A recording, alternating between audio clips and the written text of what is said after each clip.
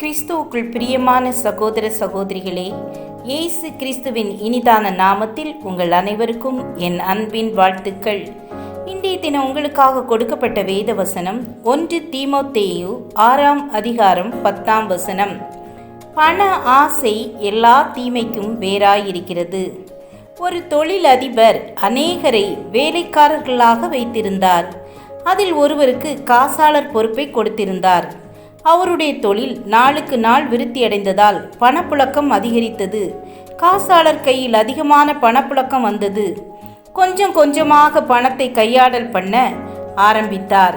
நாளடைவில் இது தொழில் அதிபருக்கு தெரிய வந்தது. அவர் அவனிடம் எதுவும் விசாரிக்காமல் அவனை வேலையை விட்டு நிறுத்திவிட்டார். வேலை இழந்த காசாளர் கொஞ்ச நாட்கள் திருட்டு பணத்தை வைத்து வாழ்ந்தார். நாட்கள் கடக்க கடக்க பண தேவை அதிகமாகி கடனை வாங்கி சமாளித்தார்.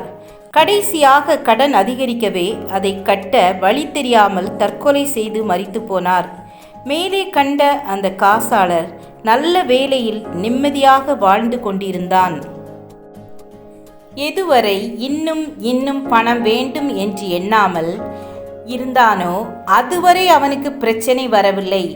எப்பொழுது அவனுக்குள் பண ஆசை வந்ததோ அப்பொழுதே அவனுடைய வாழ்க்கையில் இருள் சூழ ஆரம்பித்தது. அவனுடைய பண ஆசை அவனை பரிதாபத்திற்குள் கொண்டு போய்விட்டது. இதை போலத்தான் வேதத்தில் இயேசு கிறிஸ்துவுக்கு ஒரு காசாளன் இருந்தான். அவன் பெயர் யூதாஸ் காரியோத். இவனிடம் காணிக்கை பையை கொடுத்து வைத்திருந்தார்கள்.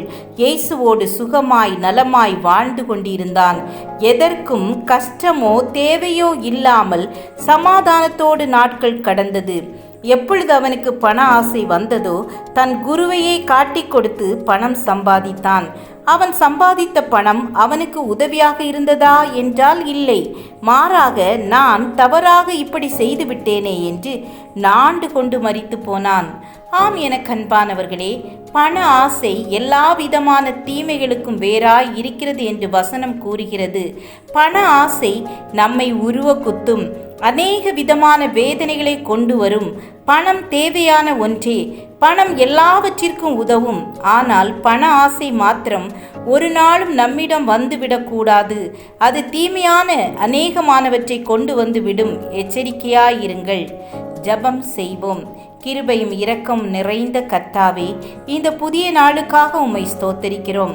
பண ஆசை இல்லாதவர்களாய் போதுமென்ற மனதோடு வாழ எங்கள் ஒவ்வொருவருக்கும் கிருபை தாருங்க. சுகபலன் தந்து வழி நடத்துங்க. இயேசுவின் நாமத்தில் பிதாவே, ஆமேன் ஆமேன். God bless you.